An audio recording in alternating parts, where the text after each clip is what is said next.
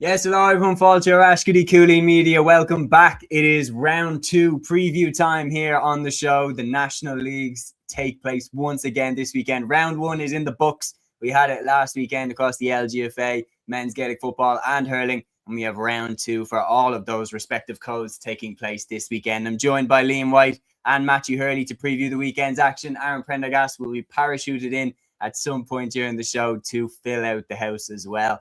Boys, round 1 in the books. What are we thinking ahead of round 2? Liam, I'll go to you first. Yeah, well, it's nice for the inter-county games to be back. Looking forward to another busy weekend of games. I'll be in Condit's Park.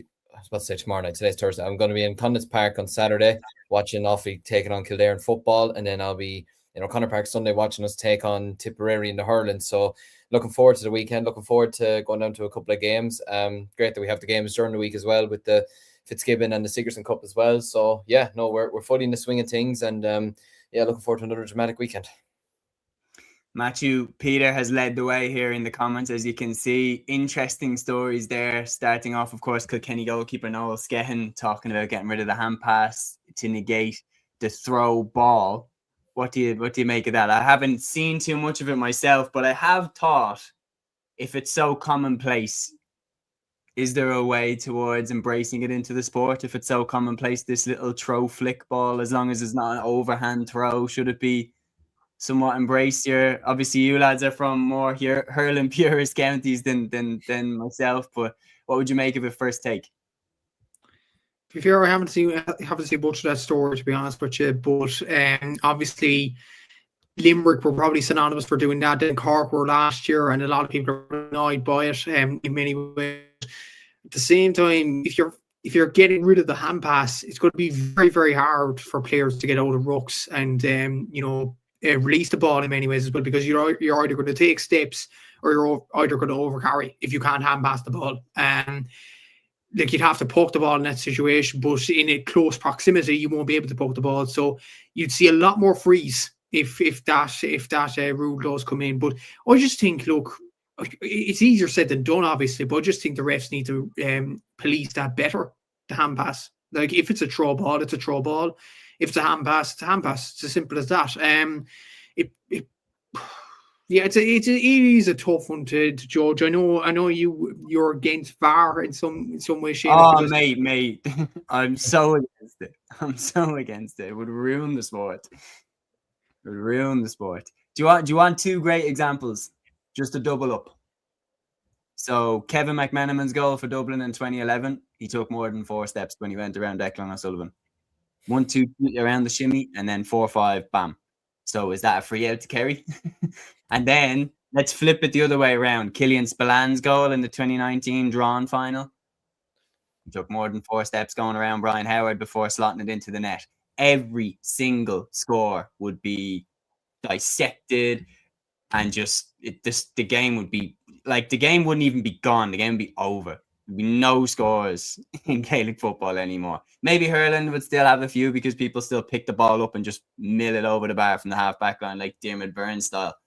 But the game would be forever changed for the worst. Like, even look, with rule sets as simple as football, and it still fucked the game up in football to the point where they all want rid of it. In Gaelic football, it would run riot. But in hurling as well, it could be detrimental as well, because, as Peter was saying about the throw, you could get penalised for throwing the ball. Like, imagine how many Limerick goals would have been disallowed over the past few years for that. But Robbie, I have one example. Robbie O'Flynn probably would have got a free in at the end of the 2024 final for the jersey pull. From McInerney. So maybe VAR would be a good thing. I don't know. Aaron, VAR in Gaelic games, yes or no? No, I don't think so, to be honest with you. I don't think I'd have it. I think the game moves too fast, too quick. And I don't think there's as much, like, I think with football, like, I feel like things are so fractional at times, do you know what I mean? Because it's such a low scoring sport as well. Like, with Gaelic games, how would you introduce it? You couldn't introduce it for every point or every goal, or, do you know what I mean? So I just don't really think it would work, to be honest. My main thing is always like, well, where did the attack start? Did the attack start when they turned the ball over? Did the attack start when they crossed into the opposition half? Did the attack start one pass before the person who took the shot got the ball? So it would be a very, very, it's kind of like the whole going pro debate, like where do you draw the line? But anyway, I'm going to draw the line here on the waffle because, lads, we have a lot of games to get through, a lot. So we're going to dive straight in with these. And I'm going to start off with Division 1, the repeat of the All-Ireland Football Final of 2025. Donegal versus Kerry, Sunday at 1:30 p.m. Donegal have the home advantage for this one. It's in Ballyshannon. Both sides started off with a win to open up their 2026 league campaign. Liam, what are you expecting from this one? I suppose we're expecting a bit of fire, to be honest with you, because, I mean, Jim McGuinness, especially after last weekend, in all of his interviews after the match over Dublin, he was fairly fired up, you know, when people questioning him and basically saying to people, if you haven't won in All-Ireland, I'm basically not listening to you. So I'm expecting a fired up Jim McGuinness. I'm expecting Kerry as well to be fired up as well after all the controversy from the Roscommon game last weekend. And I feel like there was a bit of cobwebs that they had to dust off last weekend after winning an All-Ireland last year and going out for the first round, which can happen to anybody. You know, they weren't at 100%. But yeah, look, this game being up in Donegal is a big advantage to them, first of all, although saying that Donegal went down to Kerry last year and won. So clearly it makes no difference if they're going one way or another. But yeah, I think it's going to be a very exciting game. These two, I always love watching, bar the 2014 All-Ireland final, which was, I think, along with Armagh, it was the worst All-Ireland final I ever saw in my life. It was I love watching Kerry Donegal play matches. I even thought last year's All-Ireland final was actually a good game in terms of the quality that was on show. It's just, obviously, it was one-sided in the end. But yeah, I'm expecting another David Clifford masterclass because that guy just doesn't know how to have a bad game. Even in Kerry's bad games last year, he was still one of the only few that was performing, to be honest with you. I'm expecting Donegal to be solid as well. They looked very good against Dublin last weekend in terms of trying to break through the middle, taking on 2-pointers. The goal they got was very well worked. And, you know, they were hunting impacts the whole time. They were tackling with tenacity and everything like that. So, yeah, I'm expecting a good game, even in the conditions that we have, although I don't know how much Donegal is affected with the weather warnings this week or if it's affected at all. But, yeah, I think it's going to be a good game. I could weirdly just still see Kerry winning it. I feel like they'd want a response after last weekend because even though they won the game in the end, they would not have been in any way, shape or form happy with the way that they done it, or, you know, they wouldn't have been happy scraping the win in the last minute against Roscommon. So yeah, I'm expecting a really good game, and I'm also expecting Kerry to get a response and to actually get a win this weekend over Jim McGuinness and inflict more pain on him. Lads, do we agree with that? Kerry to shade it?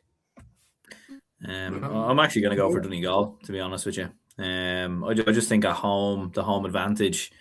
And I think as well, like, Kerry weren't great against Roscommon last week. Do you know what I mean? Like, they obviously a lot's been made, and we don't want to go back into the, you know, the whole kind of Hootergate, as they're calling it now. But I've seen a few other ones as well. Like there was a very contentious square ball decision, and kind of a few other ones in there as well. So yeah, I fancy Donegal, to be honest. I think they're renowned for starting the league fast. I think given what happened in the summer as well, they'll want to right the wrongs. It's a long journey for Kerry to travel up to in tough conditions as well. So yeah, no, I fancy Donegal to come through. I don't think it'll be comfortable. I think there'll only be a couple of points in it, but I think Donegal will edge you. I'm going to go with you, Aaron. I genuinely believe this is a tough away trip for Kerry. It's a long way to go. I know that there might be no weather warning, but the weather is never sunny in Donegal for a league game. It's always going to be a tough away day. And I just look at it and go, you know, Donegal looked fired up. Yes, they were missing the likes of Gallen, Michael Murphy, players like that against Dublin, but they still went with a very strong hand. And I still think even though Kerry have the likes of Clifford and O'Shea and players like that, they did look laboured against them. They did look laboured against Roscommon in round one. They were very, very lucky to get out of there with the win. And that was a home game, not an away game. And I do believe that home advantage that Donegal have will make a big difference. I'm going to shade it to Donegal. I'm going to say 3-point win for the Tier Connell men. Matthew, are you going to side up with Liam or are you going to side up with the Dubs? Well, if Ballyshannon's anything like Ballybuffet, I'd have to side up with the Dubs. To be honest, I think it is to be honest. As you said there, Séamus, anywhere in Donegal, you'd be in a weather warning anyway. Weather warning, no weather warning. So I'd say it'll be tough for the Kerry boys going up there. To be fair, like I've never been to Ballybove, but I've seen the conditions up there, and it gets pretty bad. Look at the cameras. So no, I'd say I'm gonna go for Donegal to win. And I think they weren't perfect against Dublin last week. Look, their shooting accuracy wasn't great. Dublin actually had shots that they did more shooting at him, but they were missing Michael Murphy. They were missing Oisin Gallen as well. I think if they have Michael Langan and Hugh McFadden in midfield, I think they have the capacity to do against Kerry midfield. I know Joe O'Connor's in and around the panel for Kerry right now, but I think those two guys for Donegal are very, very strong. And Shane Malone up front, I think he wants to stamp his authority on as well. Got a great goal against Dublin last weekend. Yeah, I'm going to go for Donegal to win just because of the home advantage. I think it's going to be a tough trip to go up there for Kerry.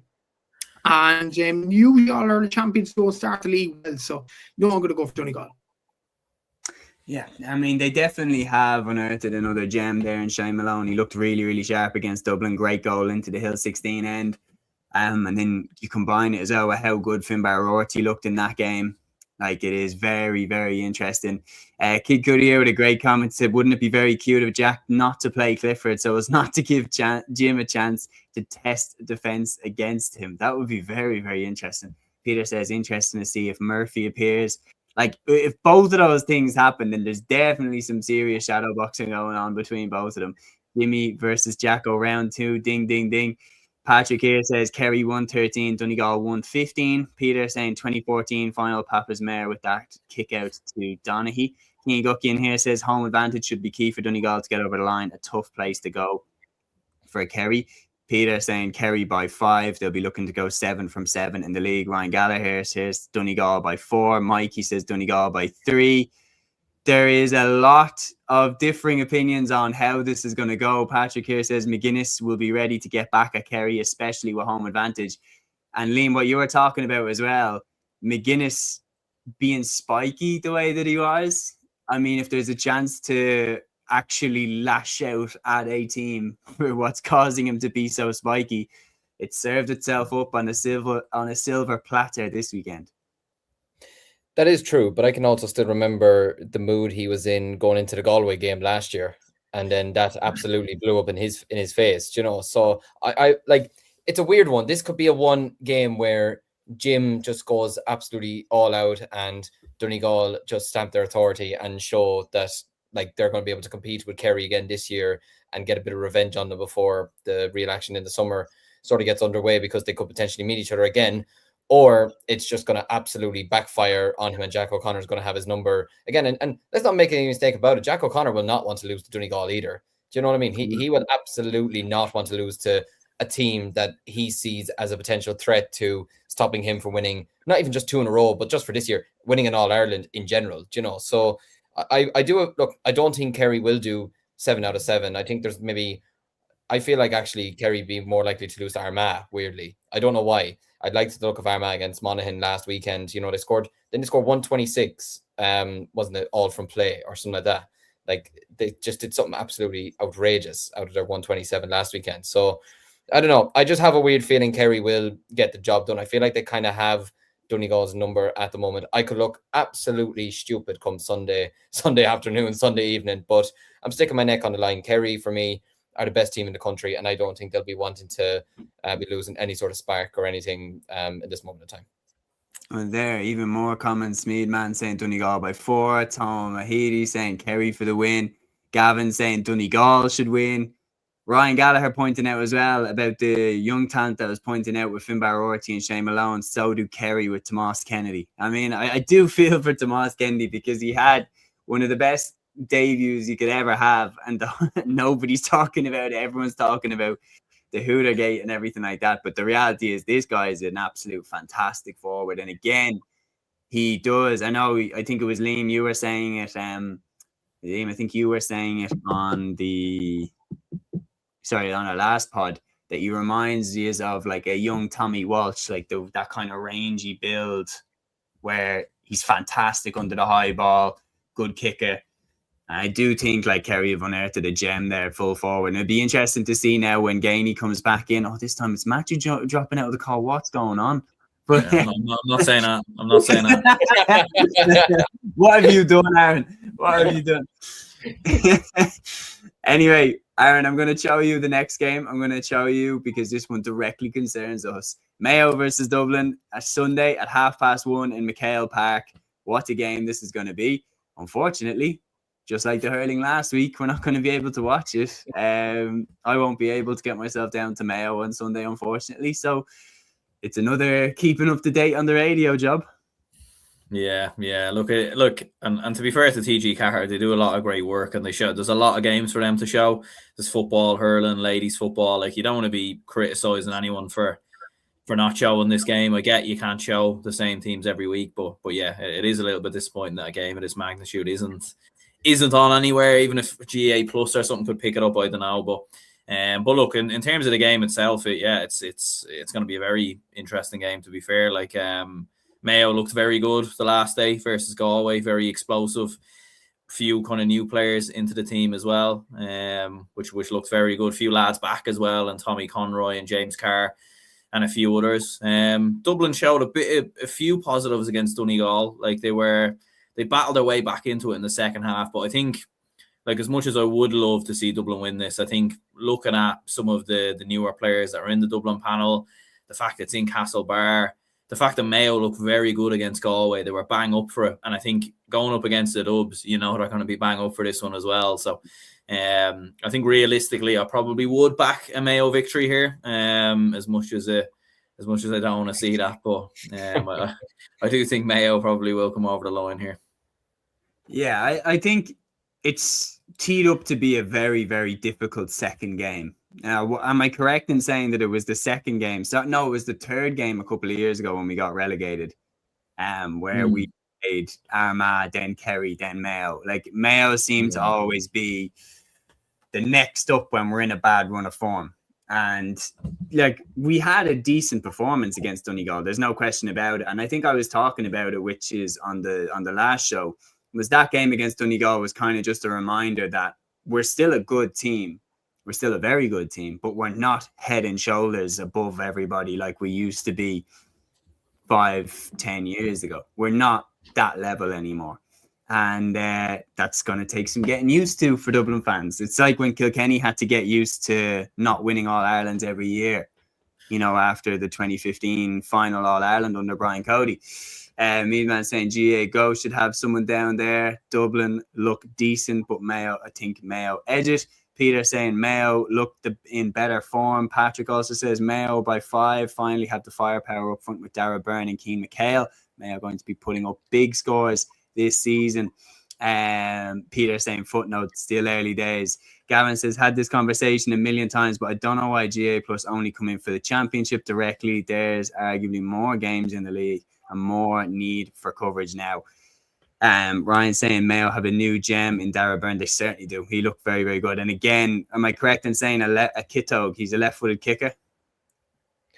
I think he played on the right-hand side last weekend, so I think he is a left-footed kicker, yeah. Yeah, but they need one. I mean, if he is a left-footed kicker, he's perfect for them. Mayo for a narrow win, disgraceful. This game is not on the TV, says Tom Mahidi. And Peter says, can see Andy's philosophy starting to come through. Mikey says, Keane McHale and Dara Byrne, Mayo's 2 best finds this year. Meadman saying, what do you think about Mead? I think they're moving well, but we'll come to them in a few minutes after we finish up on Division 1 and their next game, of course.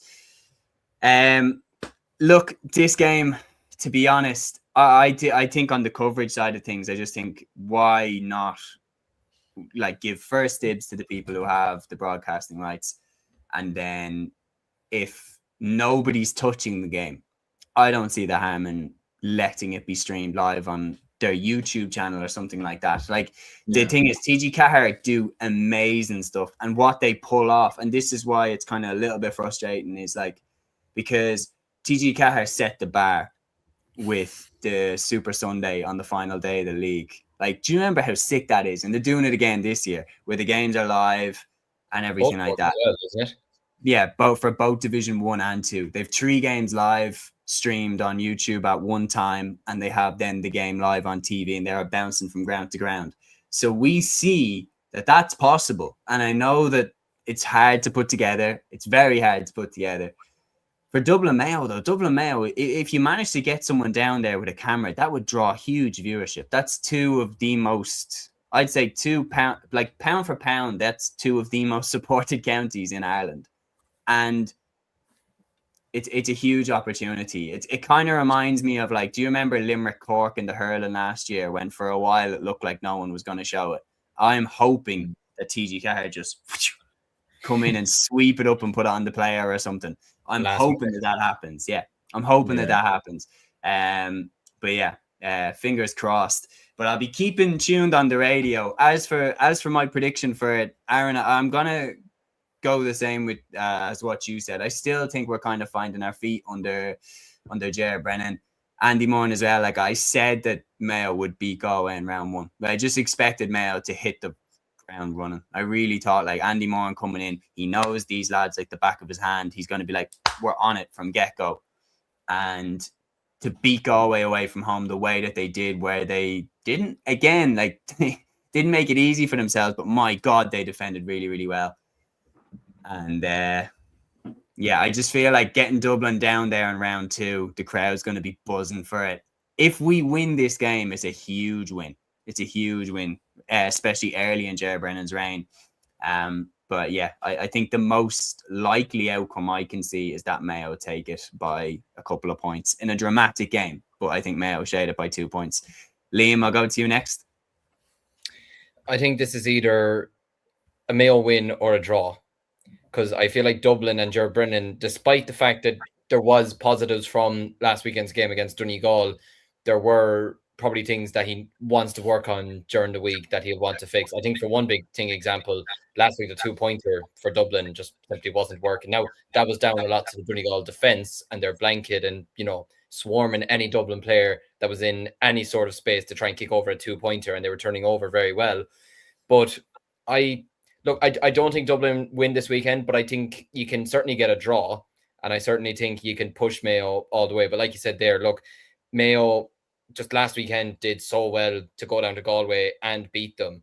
And look, it's not the same Dublin team, like you said, it's not the same Dublin team as a couple of years ago.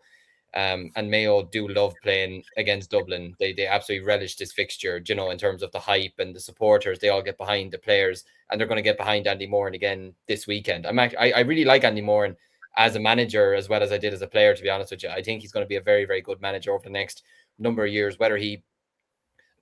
It's weird to say if he succeeds with Mayo, because you're thinking, what's success with Mayo? It is winning an All-Ireland, obviously, but where they are at the moment, are they going to win an All-Ireland? You're thinking maybe if you could win a Connacht title, get yourselves back to maybe an All-Ireland semi-final first, and then progress from there.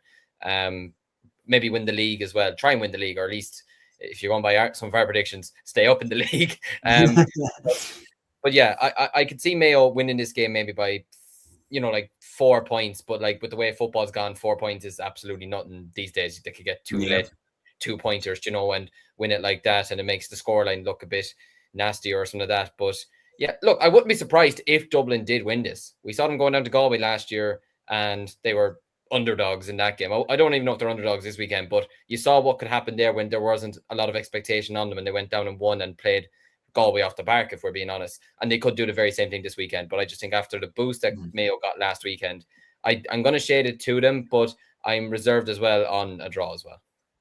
Yeah, I think in midfield as well, they looked really, really impressive in the game against Galway. Bob Toohey looked really, really good. Jordan Flynn kept dropping in as well to help out, and I'm looking at that going, we looked at sea a little bit sometimes in midfield against Donegal, and I know that that's Donegal's midfield, but I think with Hennelly's kickouts as well, they're going to be sharp on their kickouts, and we're going to be under pressure from ours again, especially with the Mayo crowd basically being on the pitch because of how passionate they are. Like it'll be a tough venue, and I could see us again, because the new rules are so batshit that like we could be up by 5 points to go and lose, or they could be up by 5 points and we could still get out of there with the win. It's really, really hard to call, but I'd say it makes more sense that Mayo win. Matthew, what are you going for? Probably go for Mayo win, but I still think there was more positives in the Dublin performance than maybe some people perceived it to be. On the kickouts, you were mentioning there, Séamus, that they looked at see. It probably looked at on the TV. They did look at see, but look at the stats. They won. What was it? 64% of their kickouts, Dublin, and that was more than Donegal.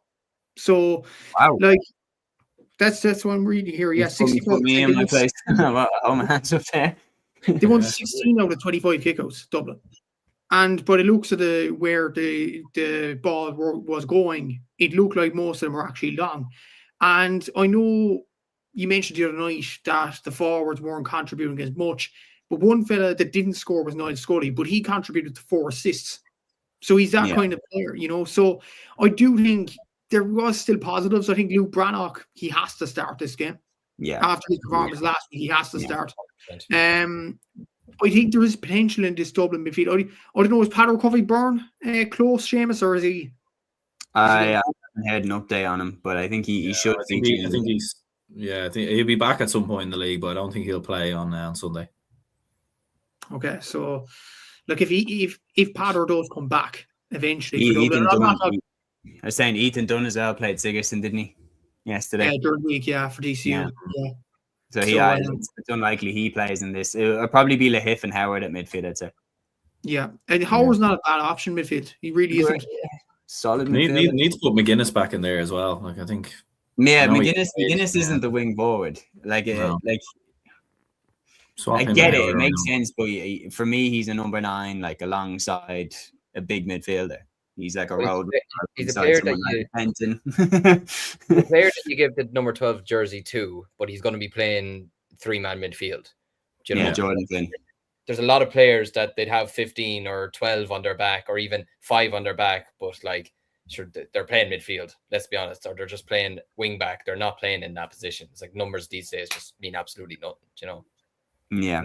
I am nervous though, because I do think like we lose this and. You know, all of a sudden we've lost back-to-back games, and like it's Monaghan and Kerry coming up after that. Then. It's a very quick, and like Monaghan like will need those points. Like it's really, really interesting. Especially we're gonna get onto it now. Roscommon against Monaghan in the Hyde, and like when we're highlighting games that immediately scream importance.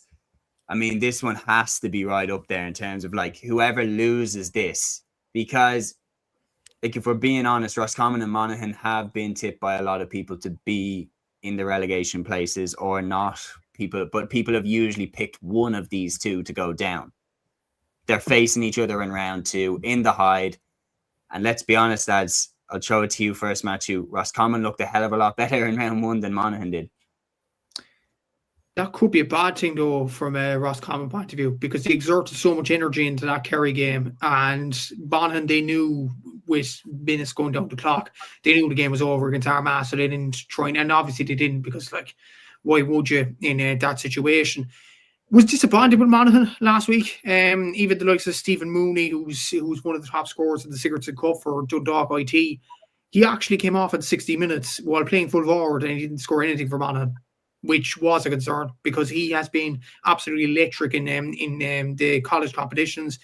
Andrew Woods performed some good sparks. I think Stephen O'Hanlon, Monaghan were very reliant on him last week. I thought excellent performance, 7 points per play, absolutely superb. But they can't be as over-reliant as they were on him in this game against Roscommon. And look, it'll be interesting from Roscommon point of view. Will the Bridges lads be back? I doubt it, to be honest with you. They had a hard run in the All-Ireland, obviously going to extra time against Donegal.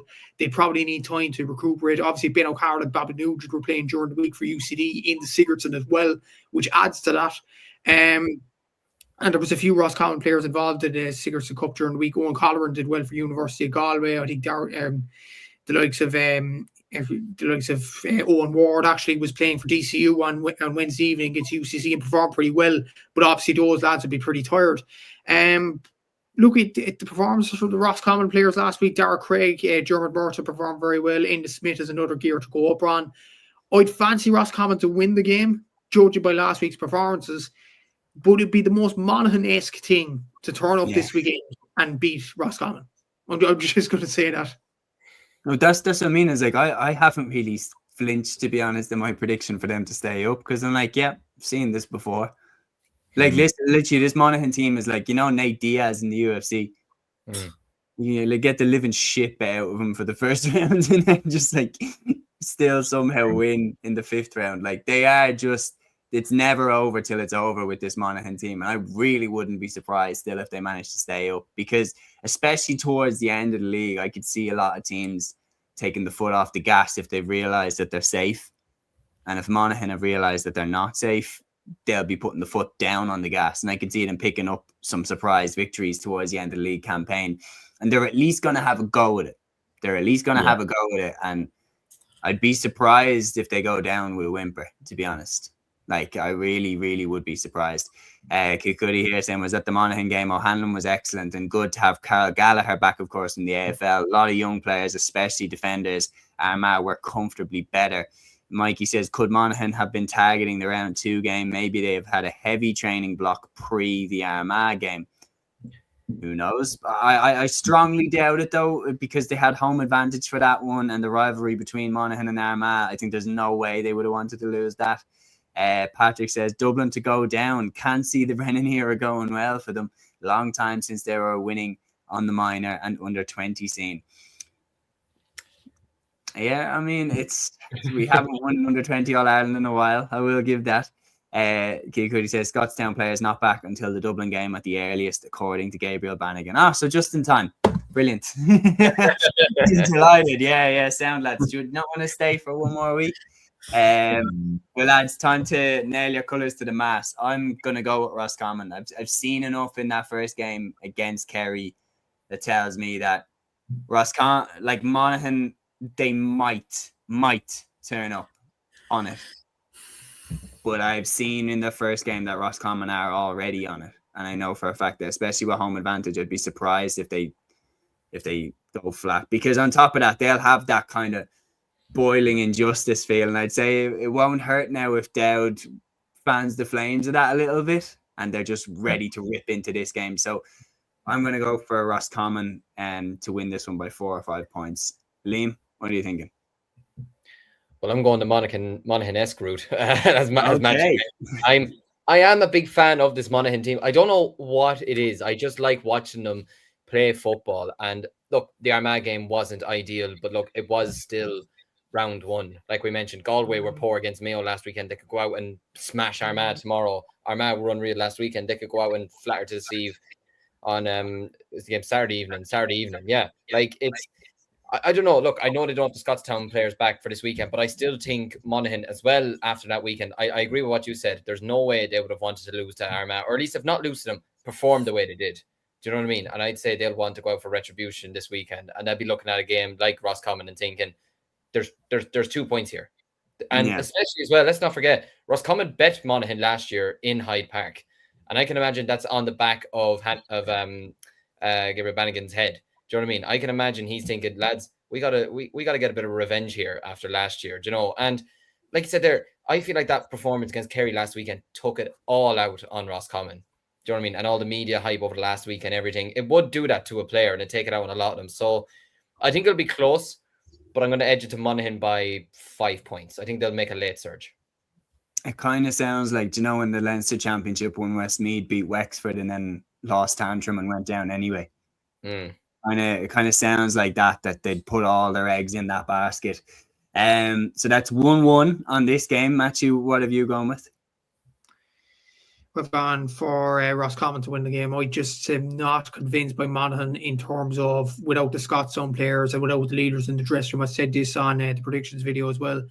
And like the likes of Stephen Mooney needs to step up in this game, considering his performances for Sigerson Cup level. They can't be overlined to Stephen O'Hanlon. I just feel like Roscommon will get over the line this one. They'll be desperate to, especially after the performance against Kerry last week. Well, that's that from Gavin there. His potential history on the line if Monaghan do get over the line. Gavin saying Monaghan haven't bet Roscommon in the Hyde since 2006. If there's one person that know, it is Gavin, of course, a Roscommon super fan.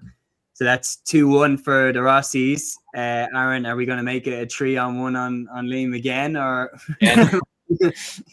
Yeah, I'm afraid so. It's not intentional now. I will say that. Me a long But yeah, evening. yeah, no, I think Roscommon as well, to be honest with you. Like, I think I agree with Matthew. Like, I think Monaghan did look very flat last week. I know, like, there is that talk of, oh, maybe they were saving themselves for this game. But at the same time, like, you still need to show something. And they didn't, to be honest with you. Like, they were beat very, very comfortably. And arguably, like, it wouldn't have been maybe a bad time to play Armagh, given the players that they were missing as well. So yeah, no, I think Roscommon will get over the line, and I think Mark O'Dowd will have the pictures up on the wall of everyone, of the officials against them and the world's against them and everything else, and I think they'll come back bang up for it. And I think as well, realistically, if Roscommon are going to stay up, like, this is a game they have to win. Do you know what I mean? I think if they lose this game, it's not over, but it's a long way back. Yeah, I would agree. And talking about whether it's a good time to play Armagh or not, we'll be able to ask Galway this question in a week's time. Galway going away to the Athletic Grounds to face the 2024 All-Ireland champions, a repeat of the 2024 All-Ireland final, this one taking place on Saturday at 5 p.m. Armagh made a great start to the league campaign. Whether Monaghan were off the pace or not, Armagh were absolutely on it. It is very, very difficult to see how Galway can go away and beat Armagh, especially after last week's kind of patchy performance, I think it's fair to say, Matthew. Yeah, exactly. Like, Armagh I know we'll talk about Galway in this game, but Armagh was absolutely superb. Like, they were the top scoring team across the whole weekend last weekend. They were top scoring team from play, 125 from play out of 127. That's incredible in its own right. Obviously, as well, they had 28 scores, the most scores across the weekend as well.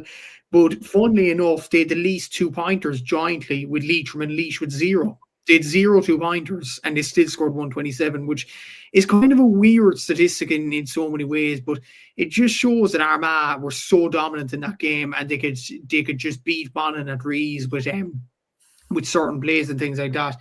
Like, the performances of the likes of Oisin Connaughty. Like, Oisin Connaughty has probably been, I've heard some calls saying he's one of the best players in Ireland. And to be honest, looking at his performances, like, you can't just say David Clifford, okay, he's God or whatever, and Conor O'Callaghan performed very, very well for their counties and things like that. And they're much better than Connaughty. You have to say, I do think Armagh fans make a very good point, because Connaughty is probably the most consistent player that I've seen over the last 2 or 3 seasons. I think he's been very, very good wherever he plays, wing forward or centre forward, or was corner forward, it seemed like the last day. He was absolutely superb, and he seems to be another player that's really running his form really, really well this season. Oisin O'Neill performed brilliantly. Keane McConville, we talked about him in the predictions video as well, and a guy that really needs to step up. And yeah, he got 3 points the last day. Really good performance. Conor Turbot, Andrew Merlin in midfield was very, very interesting call. Like, Callum O'Neill has to prove a point, especially with Rian O'Neill not around for the league. So look, Armagh are performing very well at this present moment in time. They seem to be cranking up the gears right now, and I think that'll be too much for Galway. Look, Galway, I'm not convinced by them. And you look at Johnny Heaney leaving the panel, Tom O'Connell, Matthew Booty-Thompson going on Erasmus as well.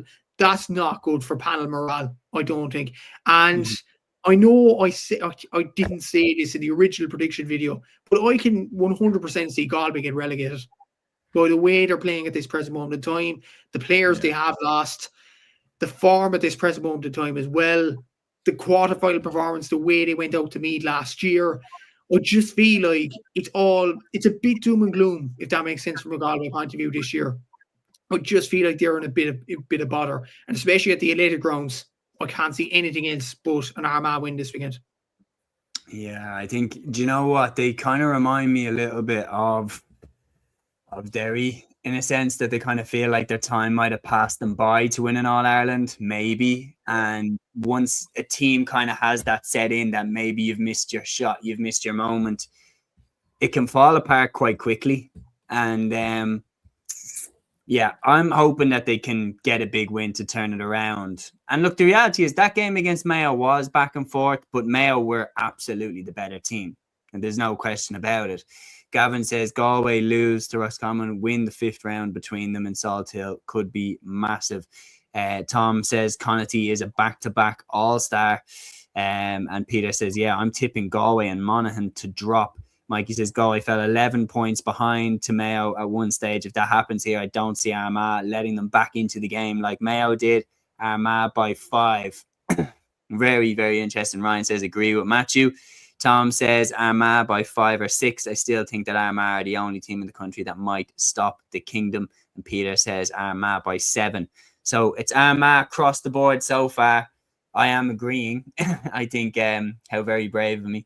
But I am going to go with Armagh to win this game. I think home advantage and how strong they started. But the reality is all it takes is one win to turn the ship around when you have the players that Galway have. All it takes is one win to get people to start believing in the side again. And this is a very, very good opportunity to do that. If they take a beating here, which could happen, because I think when I'm predicting this, there is a world where Armagh win this game by 9 or 10. Like, I do genuinely believe they have the power up front to really go for this. So I'm going to go for them to win by about 5 or 6, but it's a dangerous game this for Galway, and they need a big win to turn the ship around, because right now I think it's heading in the wrong direction. Aaron, would you agree?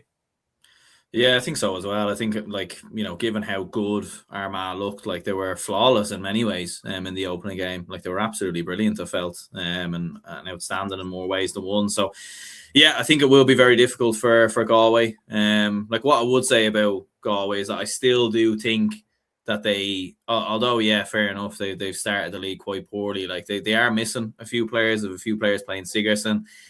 I think you have Cúilín Cúilín to come back into the side. Young Mulhern looked like a good player as well. When Shane Walsh kicks into gear, which you know will happen at some point, he's going to be absolutely huge in terms of 2-pointers. Maybe Paul Conroy will come back in, Damien Comer. So, like, I still think Galway will be okay in terms of relegation, but I would be looking at the bigger picture with Galway in terms of an All-Ireland, and they do look probably a bit off that, and especially for this game, I think you'd have to back Armagh to come through. Yeah. Liam, are you going for a clean sweep for Armagh? Yeah, it's not 3-1 this. It's 4.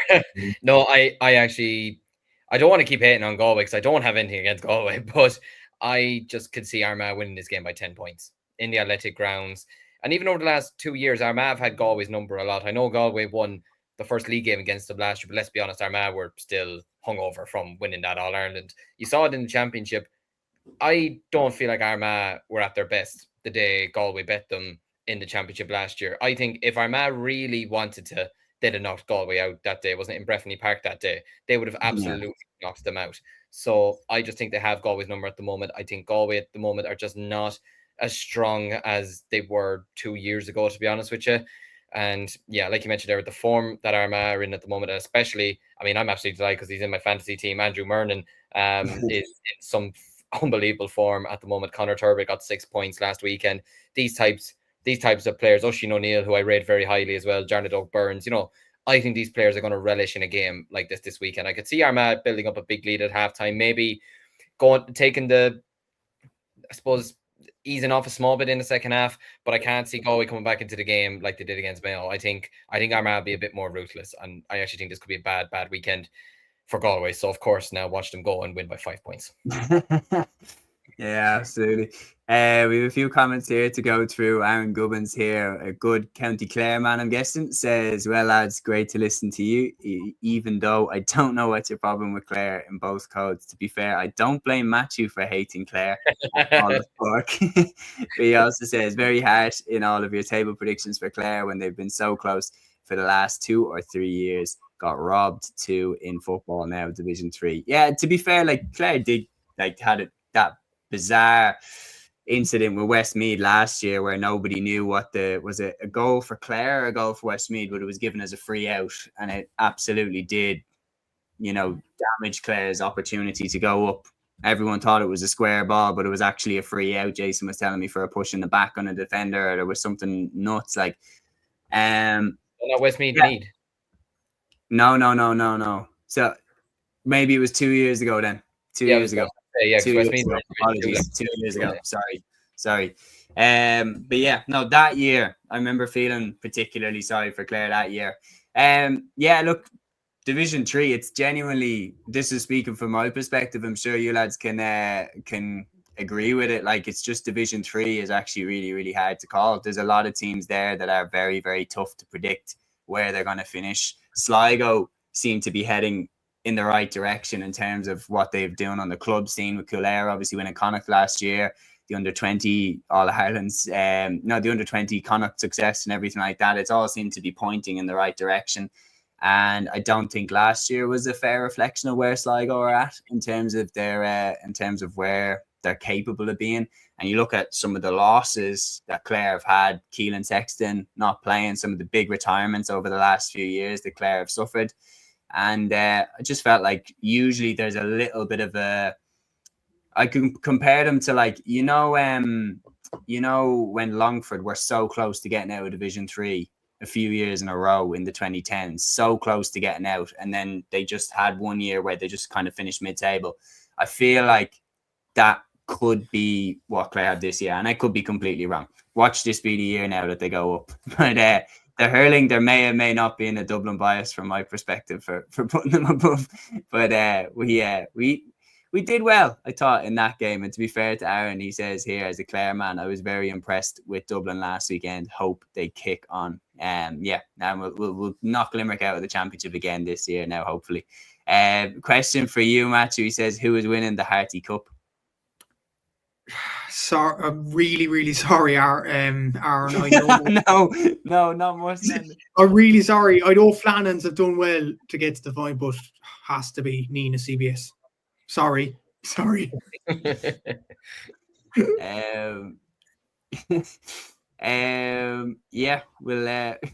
move on. Aaron says Brian Mack is some player, some hurler too, played with Kilmaley, asked to play for Clare hurling this year and turned it down. He says we played hurling together. We're going to move on. So that's Division 1 wrapped up. We've predicted Armagh to win, and then Liam has gone against the grain with all the other predictions. But we'll see how we shape up. We're going to move on, and we're going to move a little bit quicker because we're at 47 minutes and we've only just finished Division 1. This is just like the in-studio one. Just for anybody who's confused, basically we booked 2 hours and we decided to fit in, I think we are going to go 40 minutes. And we spent, I think, was it 48 minutes on Division 1 alone. So we have a habit of going a little bit too far with these things. But before I move on though, Liam, do you want to showcase our new edition? Let people know what you're wearing. Cúilín Media jumper. Absolutely. Look at that. Big shout out to Capture Athletics. You can get yours in store for 60 grand. No, you can't. I wish you one day. But they're on the way, hopefully, for the rest of the boys. Big shout out to Capture Athletics for providing them for us. And now we're going to move on to Division 2. And basically, we're going to switch it up a little bit for Division 2. I'm going to put one ears in the hot seat, and I'm going to just ask you to call it. And we're going to disagree with the ones that we disagree with. So who wants to be in the hot seat for Division 2? Go on. Liam. Okay. First one up. And I'm just going to give them these to you quick fire. And then myself, Matthew, and Aaron are just going to be like, take pot shots at why we disagree with your predictions. So first one up, obviously, is Derry against Tyrone, Saturday, 6 p.m. in Celtic Park. The next one up is Kildare against Offaly, Saturday, 6 p.m. in St. Conleth's Park.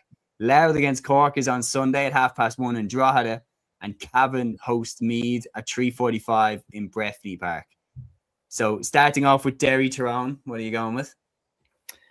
I'm going with a Tyrone win. I know they drew with Kildare last weekend and they'll be very frustrated with that, but that's a big reason why I think they will go up there and win. It is an Ulster derby at the end of the day, and I can very much imagine that Malachy O'Rourke will not want to have another, I suppose, average enough performance, because they weren't great against Kildare, if we're being honest. Like, they had a bit of a resurgence at the start of the second half, and they probably could have won the game in the end if they just taken one or two of their chances towards before the hooter went. But I feel like they'll want to respond this weekend. They are the best side in Division 2, if we're being honest, if you're judged by results last year, etc.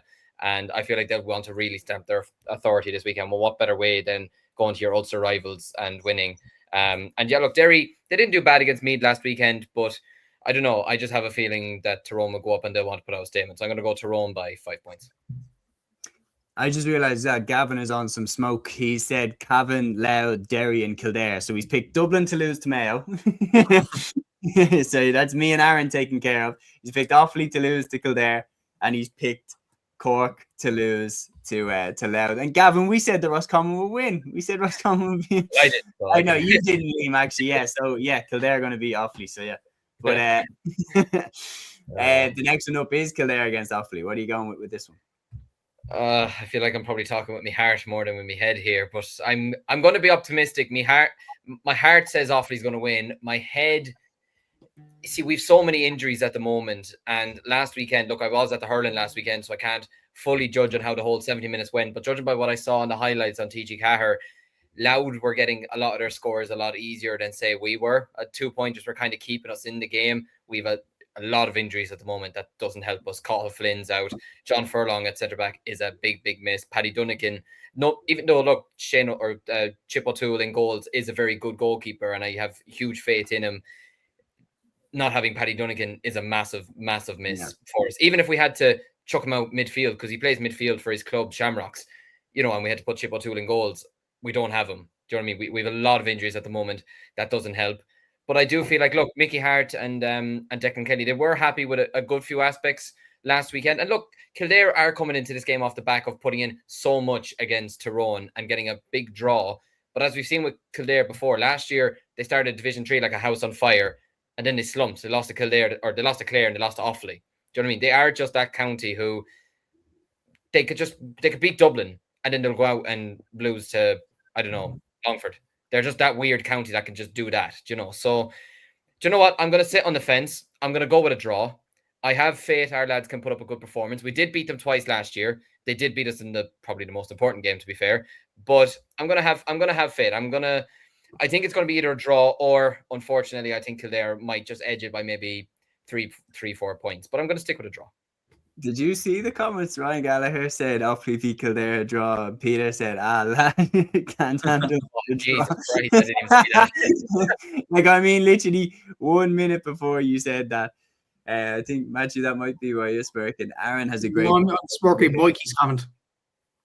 Oh, late 2-pointer to win it for Kildare. Yeah, fair. Great video idea here from Aaron Gubbins. He said, would you ever do a video on the top 6 or 8 Liam McCarthy teams? And you can only pick like 2 players from each county. Would be interesting to see who you pick from 15 year. But that's a good video idea. Yeah, very good idea. I'd be interested in doing like not even keeping it to Liam McCarthy, just doing 1 player per team, and then you've got players like Owen Sands from County Down. You got players like Rory O'Menon from County Derry, and you have to be very clever with who you pick, and you have to find the diamonds and everything like that. Gavin says, apologies, it wasn't intentional. I think Cork can win on paper, but why on earth doesn't Cleary start both Sherlock and Hurley? He's just an Everton manager or something moving forward. That's a great analogy. Great comment.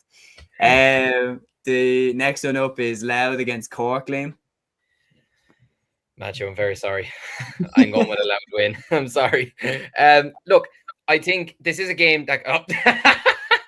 I'm only messing. I did that for comedic timing. So look, Cork are absolutely capable of winning this game, but I just feel like after last weekend's near scare against Cavan, Cork are a team that generally, they don't normally start the leagues too well. If this was later on in the league campaign, I probably would be saying Cork win.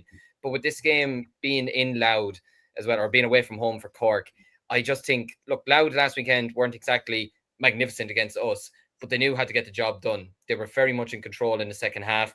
Craig Lennons, they've Conor Grimes in there, they've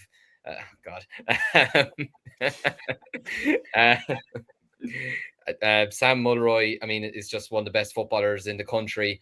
I'm going to shade it to Louth by 4 points. Sorry, Matthew.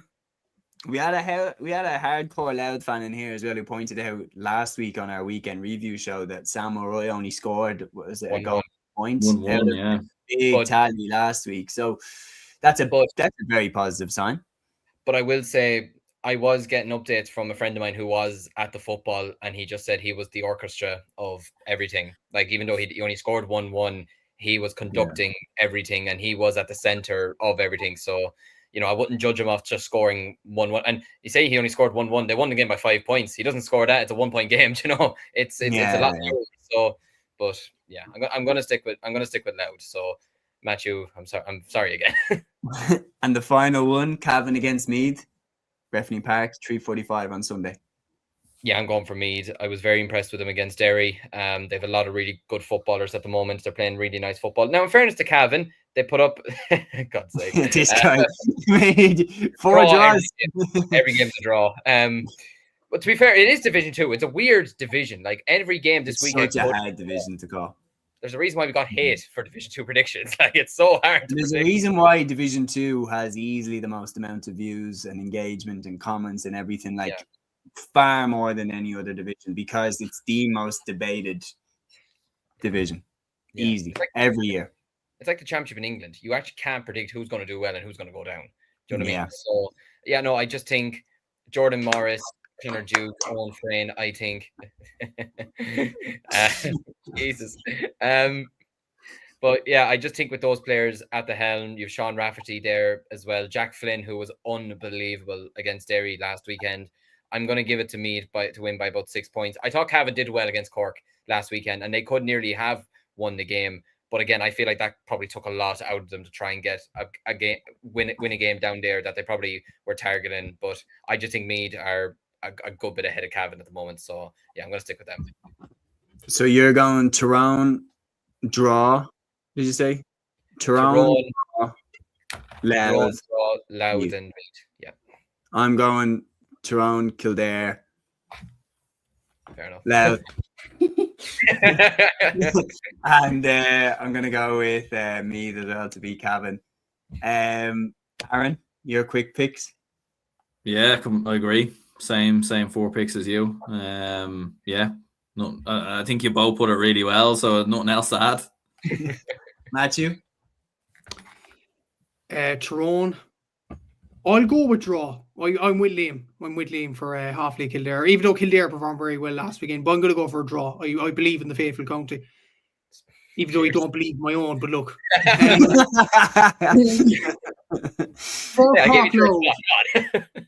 for Cork Loud, I'm going to say this: the venue change could be the big thing. The game's on in Drogheda instead of RD. RD is not a good pitch. Drogheda is a carpet. It looks like a carpet anyway. I think that could suit Cork.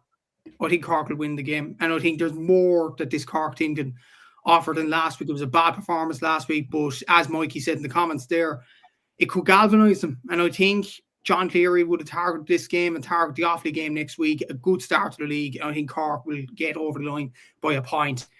And Cavan Meath, I actually think it'll be a draw. Meath's record in Breffni Park is not good. Going to Breffni. I know Meath have performed well in the last 2 seasons or whatever, but Cavan performed well last weekend. If Paddy Lynch starts, I think they'll cause a lot of problems for Meath, having looked at them last weekend. I'm going to go for a draw because I've seen on plenty podcasts in the off-season that Meath's record, I'm not exactly sure of the figures now, but their record in Cavan is terrible. And it's a derby too. It's kind of an unusual derby in the sense that it's 2 different provinces. But Jordan Morris. Jordan Morris, yeah. Yeah.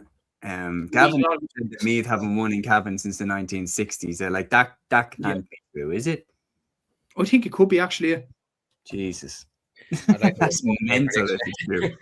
Well, they're in the habit under Robbie Brennan of bridging long gaps. I mean, not winning Leinster, but they did beat us, to be fair. But yeah, they're on the right track. There's no question about it. They're on the right track. And I'm going to go with them to get over the line. We're going to rattle off as well our quick lists for Division 3 and 4 because looking at the clock there, we still have hurling and LGFA to get through. So let's get the speed up on this thing. So Division 3 is round 2. I'll take the lead this time, Liam. I put you in the line of fire last time, so I'll put myself in the line of fire this time. So Division 3's round 2 sees Limerick host Down Saturday 2 p.m. in Mick Neville Park. Wexford hosts Laois at 6 p.m. on Saturday in Wexford Park. Clare hosts Westmeath on Sunday at 2 p.m. in Cusack Park. And Sligo hosts Fermanagh at 2 p.m. on Sunday in Markievicz Park. Very, very interesting games here to call. I'm going to go with Down to beat Limerick, Wexford to beat Laois, a draw between Clare and Westmeath, and Sligo to beat Fermanagh. Any disagreements? Anyone want to take any shots at my predictions there? I think just one. Westmeath and Clare. I think Westmeath. Yeah, I same. I'd go for Clare, to be honest with you. I'd go for Clare to win that game. We've got the full spectrum here. Liam, which one wins? You have to cast and vote. Oh, Westmeath wins for me. 100%. Okay. Is that just a Midlands thing or? No, I'm very impressed. Absolutely not a Midlands thing. I don't want Westmeath winning. No, I'm very impressed with Mark McHugh. And I also think winning that game last weekend against Sligo, I think could weirdly do so much for Westmeath, considering last year the amount of games they didn't win when they probably should have. This year, they've won a game against Sligo where in the final few minutes, they were down and out by a point and they came back and won it. I think that could do so much for them in terms of confidence. I think Mark McHugh is going to be an excellent Westmeath manager.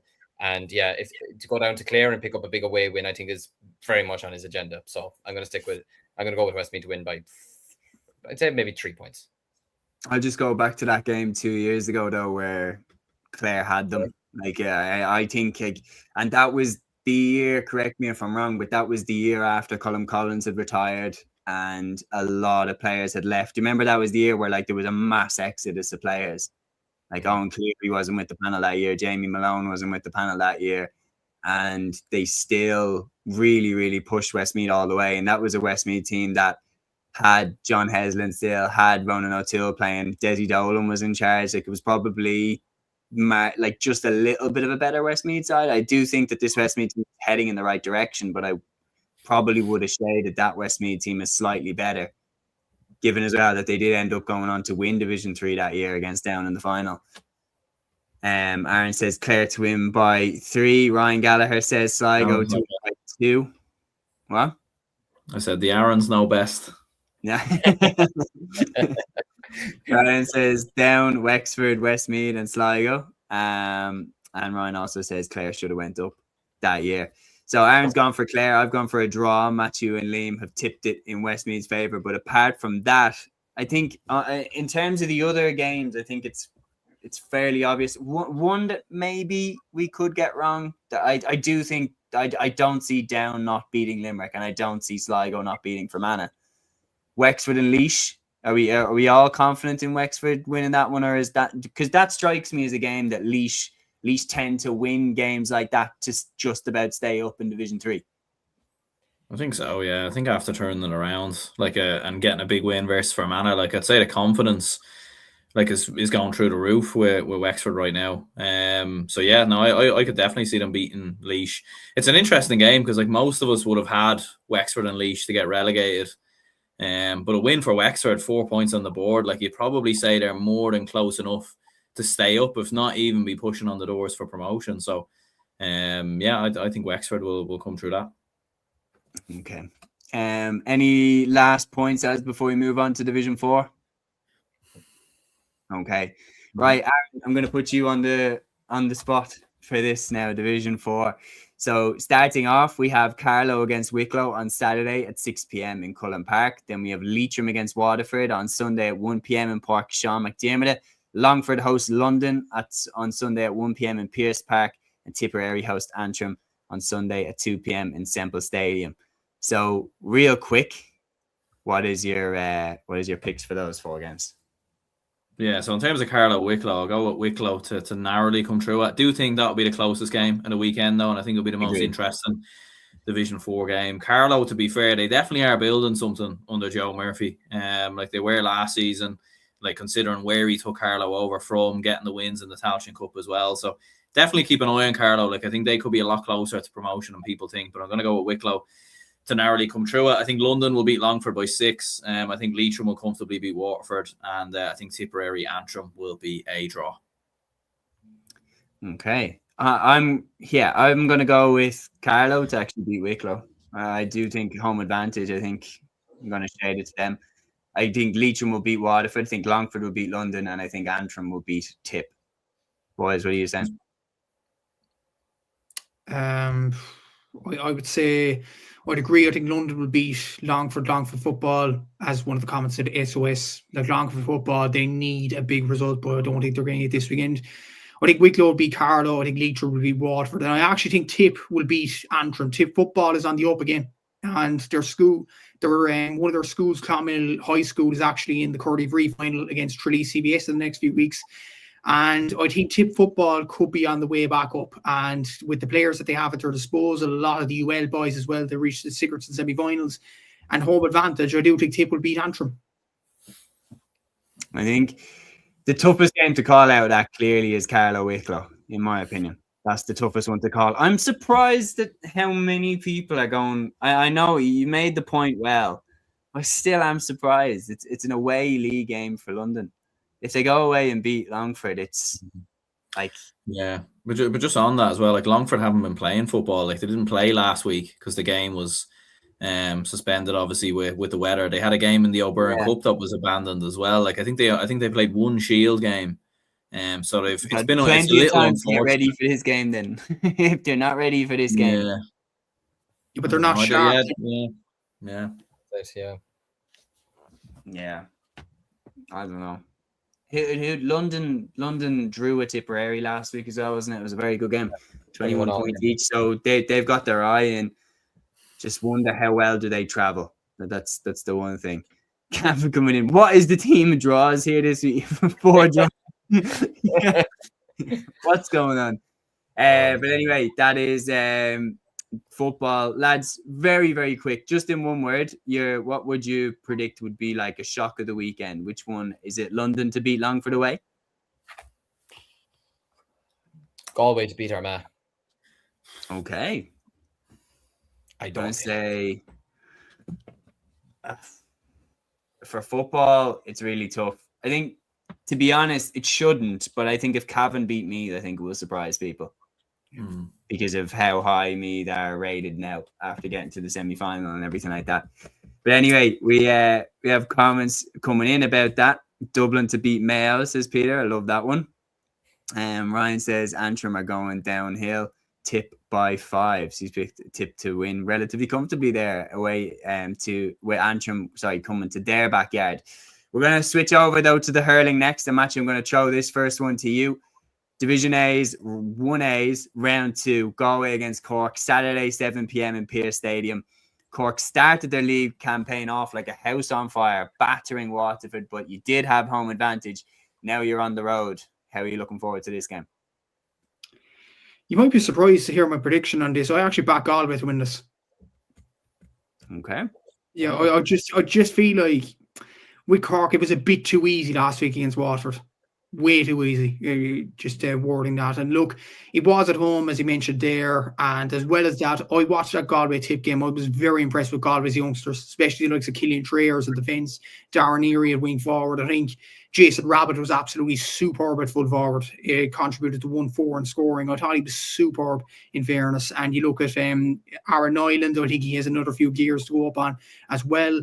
I would think Cathal Mannion will start this game as well. And obviously as well, there's a Salt Hill factor in a weather warning. Apparently there's a weather warning this weekend as well. And Salt Hill is not the nicest ground to go to, really. Do you know my prediction, actually? Can I just jump in?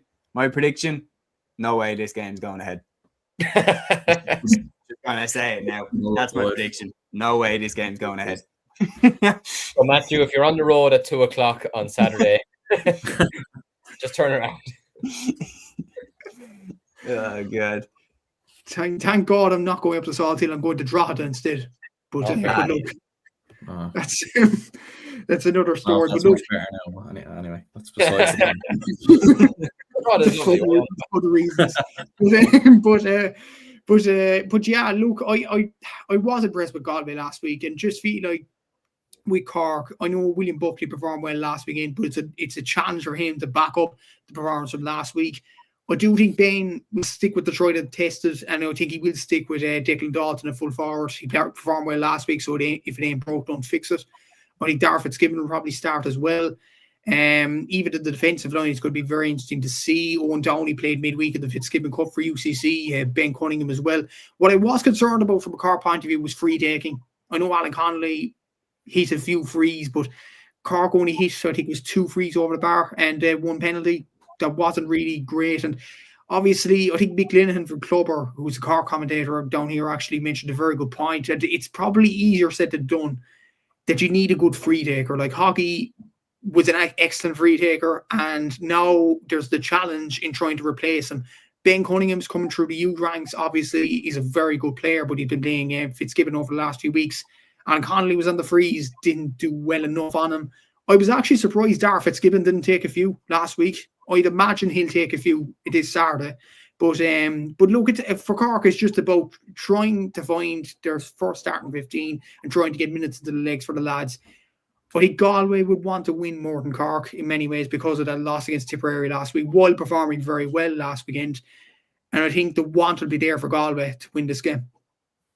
Any disagreements, lads? We've plenty of disagreements in the comments. Peter saying Cork by 10. Ryan is saying Cork by 6. And Porter here saying Galway have good young hurler. Rabbit is impressive at full forward. Mikey here saying Teresa Mannion will stop Matthew from getting to Salt Hill. I'm going to go with Cork. I'm going to shade it to the Rebels. I do believe that their form is just too strong. And I think Galway did look sharp against Tip, no question about it. And even Liam Cahill himself said in an interview with Colin Parkinson after the game that he said to Micheál Donoghue that he can see that they're heading in the right direction. But I still think Cork are further ahead down the track than them. And I think even in this league campaign, I think Ben O'Connor is the type that any game is a chance to make a statement. And I do believe Cork are going to win this game. Nowhere near as easy as the Waterford game, by the way. But I still think Cork are going to win. What are you lads thinking? Cork. Yeah, I think he's right. I think you're right, Match. I think Galway will put up a good performance this weekend. They'll want it. It's the first game at home this year. And I can even remember last year when they lost at home to Tip very badly.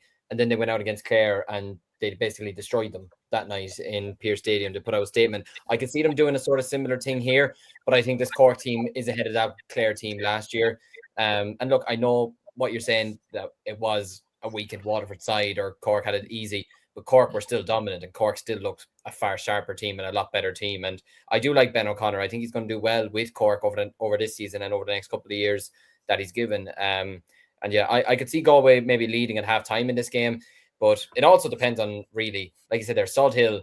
You need the wind. The wind is going to play a factor if we're going to be honest about it. If Cork get the wind in the second half, I could see them pulling away and maybe winning by kind of similar to like what Dublin did 2 years ago in the Leinster Championship, pulling away in the second half and winning by 3-4 points. But I think Galway will come out of this weekend still feeling positive about themselves, putting up a good challenge against the two All-Ireland finalists over the last 2 weekends. Aaron, any disagreements? Yeah, no, I think Cork will come through, to be honest with you. I just think they looked far too strong, like physically as well. Like they were miles ahead of Waterford. And I know, like, look, I do agree. I think Galway showed a lot of impressive signs last week, especially with some of the new players coming in. But still think Cork will be too strong. And look, Ben O'Connor said it himself, even in the post-match interview with E.G. Carr, like he even said they're going for everything. Do you know what I mean? They want to win everything, and they'll be going full throttle for everything as well. And they have the players to rotate, in my opinion. So, yeah, I think it might be, look, I think Galway have shown they might be moving in the right direction, but still think this game is a step too far. So I think Cork probably by 6 or 7. Okay. Yeah. That seems to be the general consensus in the group chat, but not say in the live chat. But I do believe that Galway will put up a much better fight than Waterford did last week in round 1. Liam, I'm going to throw this one to you for obvious reasons. Offaly against Tipperary Sunday at 2 p.m. in O'Connor Park. The All-Ireland champions coming to your hometown. What are you expecting? Can we move on? I don't. No. Look, it's not like the football where my heart thinks, oh, Offaly will win this.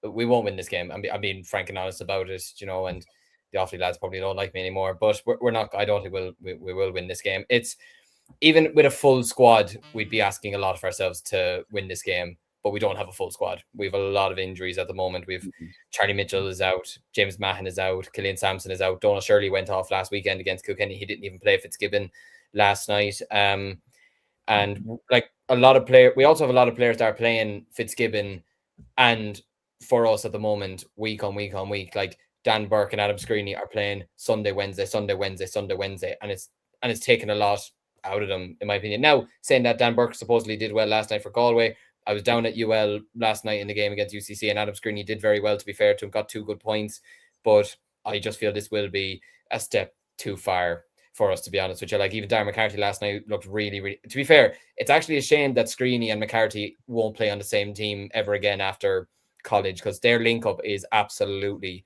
unbelievable. I actually felt sorry at times. I feel sorry for any defense that has to come up against them too, because they link off so well together. And like McCarthy is obviously power and pace, Screeney is just all skill and flair, you know, but they both are very accurate as well. But yeah, look, Tip are just way too strong. Let's be honest about it. They'll have Jake Morris is in the form of his life at the moment, and he terrifies me. And I like him a lot as a player, but he's terrifying me the way he's moving, to be honest with you. Darren McCarthy, like I said there, moving really, really well. Brian O'Mara last weekend said it, that winning the league last year did no harm for Cork, so why shouldn't we go and do the same? Richelli and Nets as well. I just have a feeling it could be. Look, I think we'll put in a good performance for our standards. I don't think we'll get as close as we did against Kilkenny last weekend. I think Tipperary will win this game comfortably enough, but I think we can put in a decent performance. But look, we do have a lot of injuries at the moment, but even if we had everyone available, it would still be a big ask. So yeah, I do think, look, it's a free hit though for Offaly. I do think Tipperary will win, but it's a free hit. Like, you've got nothing to lose in this game, and to be fair, you've got nothing to lose in this whole Division 1A campaign. You can just go out there and just have a lash at all the top teams in the country. You got a very, very young squad. Most of those young lads as well are out injured, as you said. So it's a perfect opportunity to build a squad depth. And if you get relegated, like, I mean, Clare and Dublin are in Division 1B this year. Wexford as well are in Division 1B. Like, a lot of people are talking about Clare and Dublin in really, really high esteem. So it's going to be really, really interesting to see, you know, how they get on in this game. But I do believe that Tip will win it. Don't think, lads, Aaron, Matthew, don't think you have any disagreements. If you don't, we'll move on to the next game, which is Waterford against Limerick. Sunday at 2 p.m. in Walsh Park. It doesn't get any easier for Waterford. Surely it has to be better, though, than it was last week. They're like, you can't. I know the players are missing, and a lot of people were saying it when we put out the clip from the game. A lot of people were coming in saying it was Waterford's B team and everything like that. But Matthew, as you said, 7 points from play in a 70-minute game of hurling. Like, you can't have a second week in a row like that. There needs to be a bite back from the Daisha this week. I was more probably upset with Waterford's performance, because like I predicted them to do big things in this Division 1A campaign. I expected them to take the league a lot more seriously than they did last weekend. And it was just disappointment in many ways from that Waterford team, because they do have quality players across the county. I think if they play a decent enough and strong enough side this weekend, Limerick have performed well in pre-season and whatever, but I feel like Waterford could turn them over at home in Walsh Park. They could. I'm not saying they will. They could, if they bring their A players back into the team. Obviously, Sean Walsh is suspended now, so that's a big loss there. I don't know, will the Ballygunner lads be available? No, I don't think so. They were partying in Dingle last weekend, so why would they?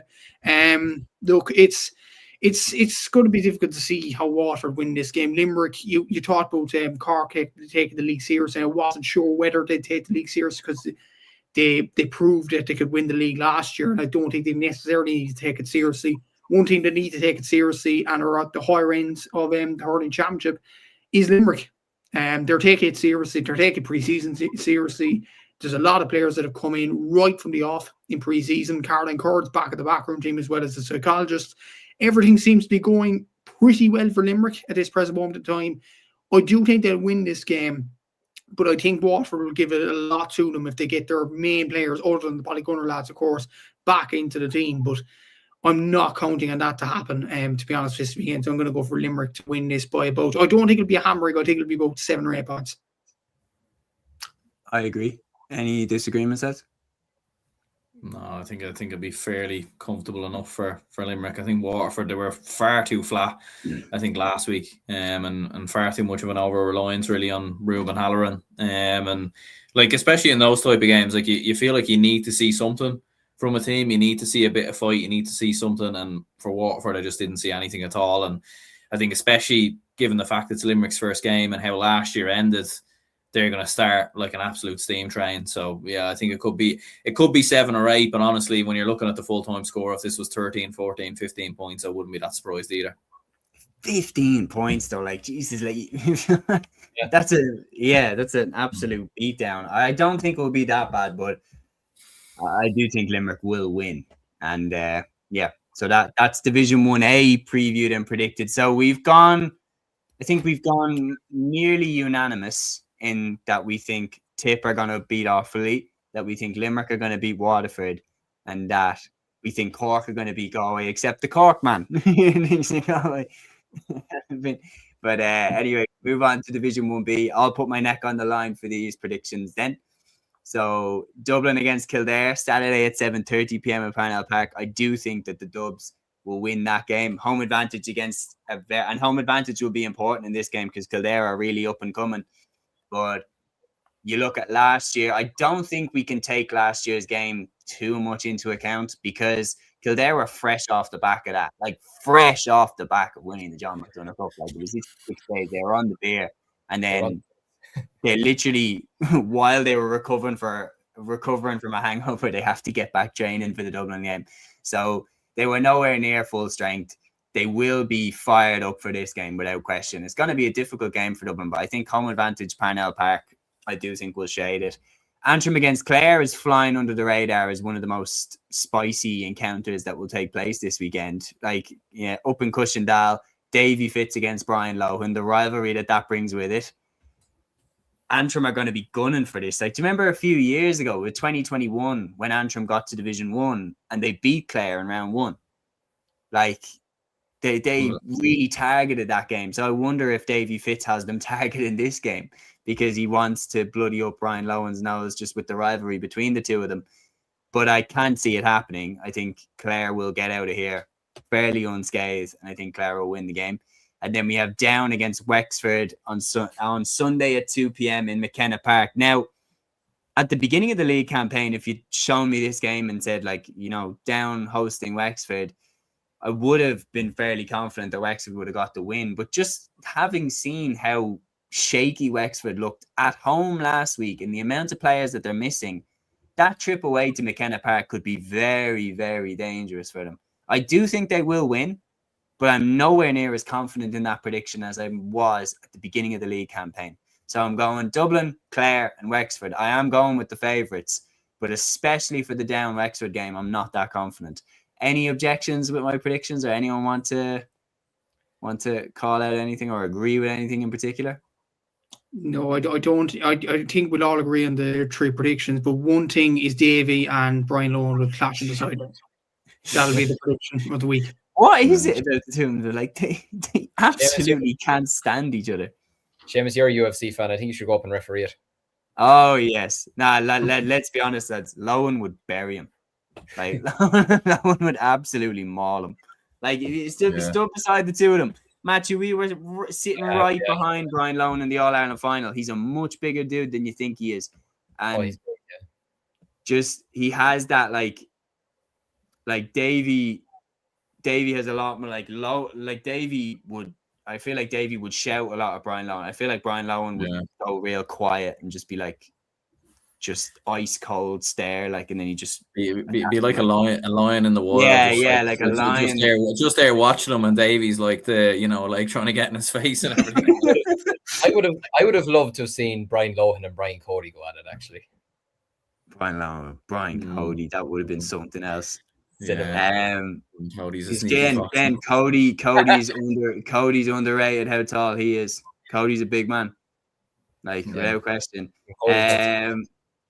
Aaron had a good question, actually, I think earlier on. I can't find it exactly. It was something about, here it is. For Dubs men, Séamus and Aaron, how far can you see the Dublin Hurlers go in the next few years? Limerick's Pat Ryan believes there is an All-Ireland final in 1 to 3 years. I think we're definitely heading in the right direction, but the only thing I will say is like, we have seen it before. So I'm not going to get carried away. 2013, I did get carried away. 2013, I was like, yeah, we're Hurling County now. We're going to be there every year. And just never really got back there for a long time.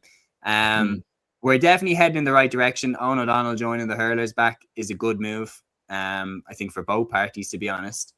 And I think we're definitely moving in the right direction. The win over Limerick last year, you would be naive to say that there wasn't an element of Limerick completely underestimating us. And what happened in the Cork game, and I said this at the time, I definitely said it to you, Matthew, it was clear that Pat Ryan had told Cork, Limerick let them get their hopes up. Limerick let them stay in the game. It was clear that Cork in the first 20 minutes were told, if you even get a sniff of goal, go for it.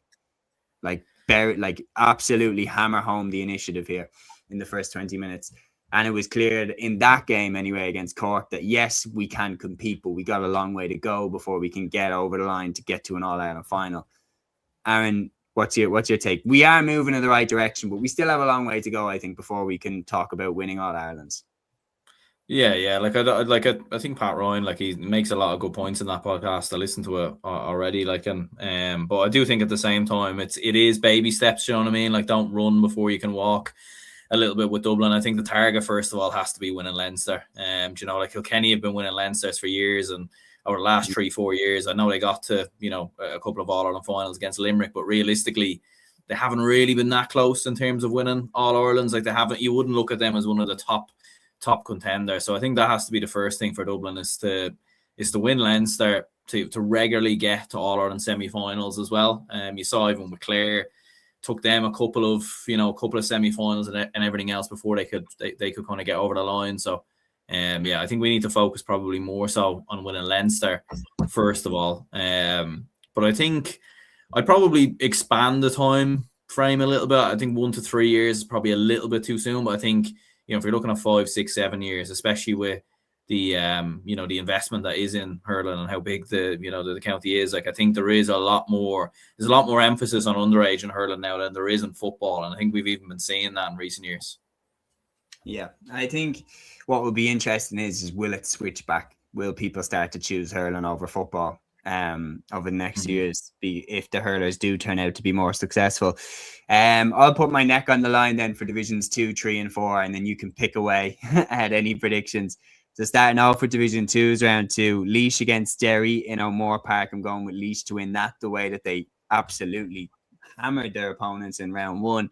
I think they're not going to be stopped in round 2. London against Mayo in McGovern Park and Royslip. I'm going to go with London to shade that home advantage. I'm going to go with them to win that one. Kerry against Westmeath, then I'm going to go with Kerry. Kerry really looked impressive in round 1, and I'm going to go with them to get the win in Division 2's round 2. Then in Division 3's round 2, Donegal against Fermanagh. I'm going to go with Donegal to shade that. They have home advantage. It's in O'Donnell Park. They won in round 1. I'm going to go with them to do the same in round 2. Louth against Tyrone in Prosperity. Protection and Prosperity Louth is the name of the venue. Unbelievable. 2 p.m. Literally, I swear to God, on the Hogan stand, it says Louth v Tyrone. Protection and Prosperity Louth, 2 p.m. Yeah, Zimmer Boyman. Zimmer Boyman, mate. That puts that to shame. That puts that to shame. What's going on there? Okay. Viva says Laois will win by 3. Ryan Gallagher says Laois, London, and Kerry for Division 2. So my predictions for Division 3, and then I'm going Donegal to beat Fermanagh, Louth to beat Tyrone, and I'm going to go for Wicklow to beat Armagh in Aughrim. And Division 4's round 2, then I'm going to go with Leitrim to beat Sligo, home advantage. Brave call that. Brave call. I'll shed that to Sligo. No, I'm going with Sligo. Yeah. I just remembered that they have I just remembered they have Kilcullen. Yeah. Mr. 15 goals. So yeah, and all the Easky boys are back. So I'll go with them to win that, even though it is in Park Sean McDermott. I'm going to go with Cavan to beat Longford, even though that's in Pearse Park. I'm going to go with Monaghan to beat Lancashire, even though it is in Lancashire's home patch. So 3 away wins there in Division 4. Anything that I've said there that you grotesquely disagree with? No. What did you say for Kerry Westmeath? Kerry. I'll go with Westmeath. I know Kerry did very well last weekend. You were picking Westmeath to win again. What is this? I just think, I know Kerry looked good against Derry last weekend, and they did well against Tipperary in the month, wasn't it? The Munster League that they played in a couple of weeks ago. But at the same time, Westmeath also haven't had a game in recent weeks. They've had a lot of time to get ready for this game as well, and speaking to Kev O'Brien earlier today, or was it yesterday? When was I speaking to him? Was it yesterday? I can't even remember. I think it was yesterday. But yeah, he seems happy enough with his panel at the moment. There was a lot of retirements off the squad, but that's an opportunity for other lads to come in and start making their mark. So yeah, I'm going to go for Westmeath in that game. After that, I mean, other than Sligo beating Leitrim, but I think you said you'd change your mind on that. So yeah. Aaron Goodman's here saying, would you do a video on your favorite GA jersey this year, rank them, something like that? I think that's a very good idea for like one of those quiz shows or stuff like that. I think that's a very, very good idea for like the tier list videos. So plenty of good ideas there, and we really appreciate it. Then so that's the hurling previewed and predicted. The final code then is the LGFA. We have round 2 for Division 1, 2 and 3, and then we have round 3 for Division 4, which of course started a week early. The biggest game, I think, personally, taking place in round 2 of Division 1 is the repeat of the All-Ireland final. It would be unfair to call it anything other than that. But Dublin go away to Meath. This one, interestingly, takes place on the bank holiday Monday, and it's in Stamullen, and it takes place at 2 p.m. So Meath looking for revenge after last year's All-Ireland final defeat. Both teams began their league campaign with defeat. So victory for both of these sides is crucial. Aaron, question is, can we do it against the big rivals? Can we go away and beat them?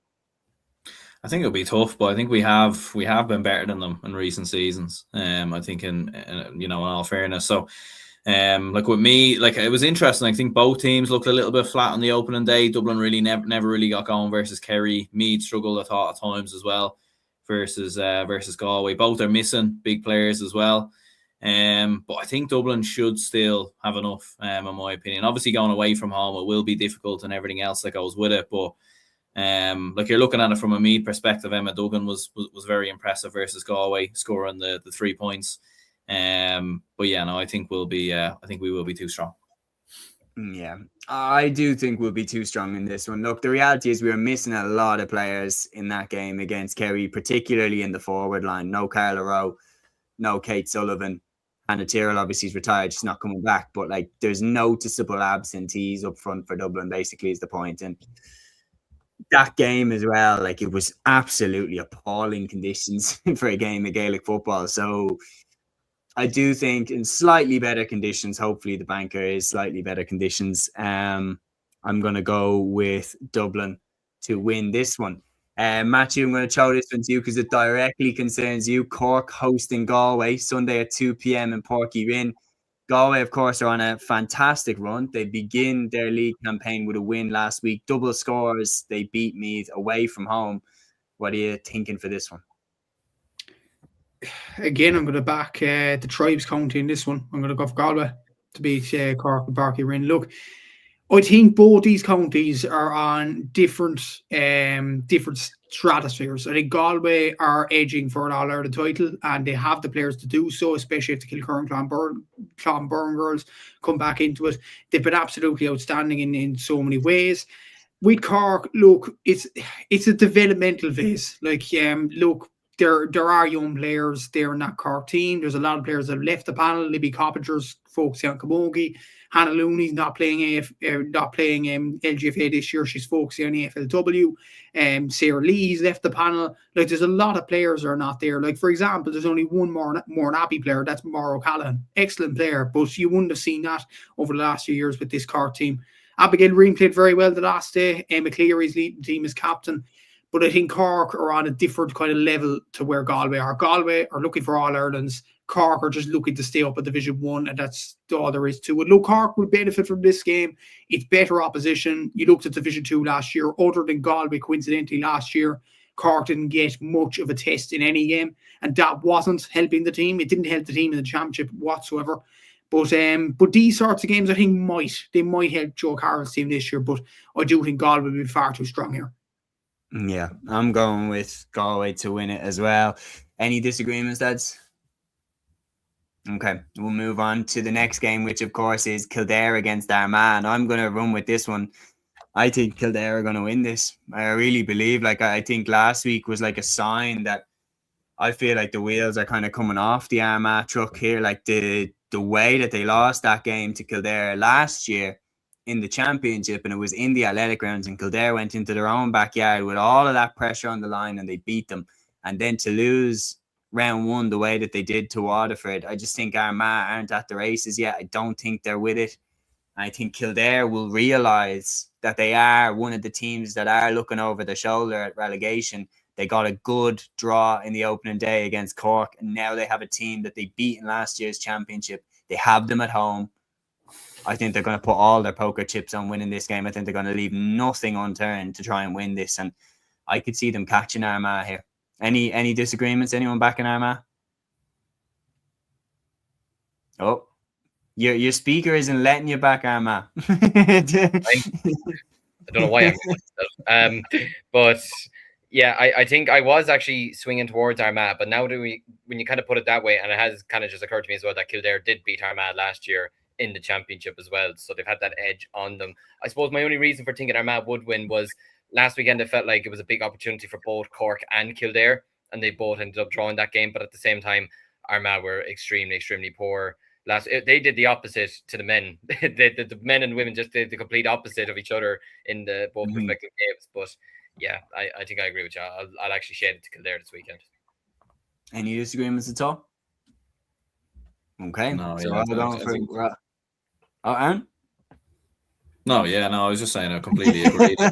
They're just are going to be far too strong, yeah. Okay, well, I will throw this one to you then, Aaron, because it's the final game. And to be fair, I think this one is actually the most difficult one to call. I actually do think this. Kerry against Waterford, Monday at 3:45. Again, another game on the bank holiday. Interesting. No going out on the beer for the girls on Sunday to enjoy the bank.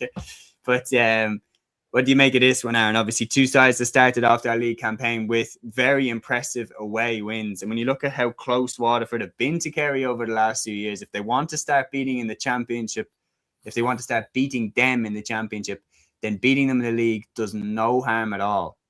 What do you think would happen here?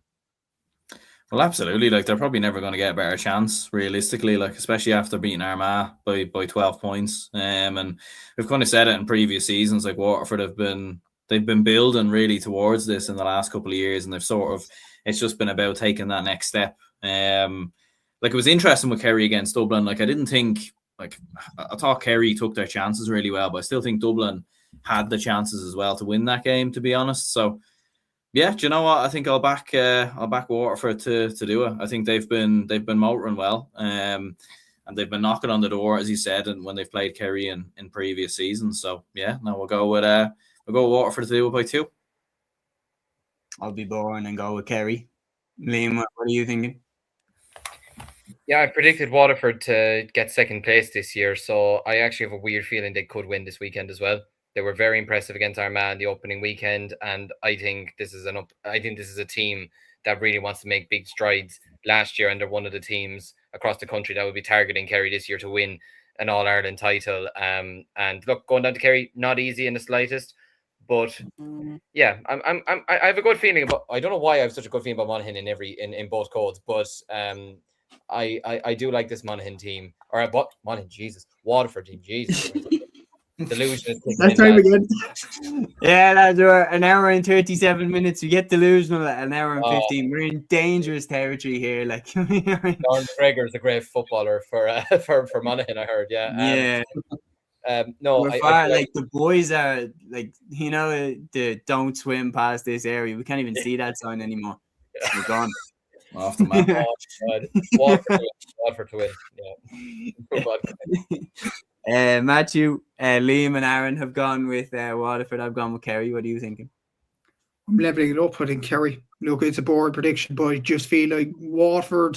I do agree with Liam. They will be in the finals conversation in many ways, but at the same time, they haven't beaten Kerry in a big game in I don't know how long. Like they had, I think, 3 attempts last year and they didn't do it. That's a big hoodoo to get over, and it will be massive to get over this weekend. I don't think they will, though. I think Kerry are far too strong. And when you look at the way they started against Dublin, I think they're looking towards an All-Ireland that they want to build up as much momentum as possible. So I'm going to go for Kerry. Absolutely. Well, now it's time to jump into the hot seat. Aaron, I'm going to start off with you for Division 2. And I just want you to call these and we'll disagree if we do disagree with you. So starting off, Mayo against Wexford in Amenity Park, Sunday at 2 p.m. Mayo. Monaghan against Donegal, Sunday at 2 p.m. in Smithborough. Donegal. Tipperary against Cavan, Sunday at 2 p.m. in Clonmel. Tipperary. And Westmeath against Tyrone, Sunday at 2 p.m. in Cusack Park. I think Tyrone will be too strong there now. I disagree on one. I going with Mayo to beat Wexford, Donegal to beat Monaghan, Tyrone to beat Westmeath. I actually think Cavan will beat Tip. I'm predicting Cavan to have a very, very strong year. I think they have all their strongest players available to them. I'll shade it to Cavan. Anyone want to comment on those predictions before we move to Division 3? I think Tip would beat Cavan. I agree with Aaron there, but I disagree with Aaron on Monaghan Donegal. I think Monaghan will beat them. I know Monaghan Really? 7 goals last year. Absolutely. I know, but Monaghan do have good players like Ava Sherry and some good players around the middle as well. I think Casey Trainer's still involved as well. I think Monaghan are a bit of an underrated team, and Donegal are going downhill. I looked at, obviously I see the results against Leitrim last year, and Leitrim, let's be honest, Leitrim are a Division 4 team, and Donegal struggled to beat them in the relegation playoff last year. I think this Donegal team is on the way down. Monaghan are paddling around the middle, but I think Monaghan might sneak a win this weekend. I think it'll be a point or two. Okay, well, Liam, I'll throw you into the hot seat next. So starting off, we have Clare against Louth at 2 p.m. I'll go with Louth. Fermanagh against Roscommon in Temple Maguires at 2 p.m. I'll go for Fermanagh. Laois against Down in Emo at 2 p.m. I'm kind of tempted to say draw, but I also interviewed the Laois manager today, so I'm going to say Laois win. Limerick against Antrim at 2 p.m. Antrim. I agree with all of your picks. I agree with all the picks. Genuinely, I think there's good reason.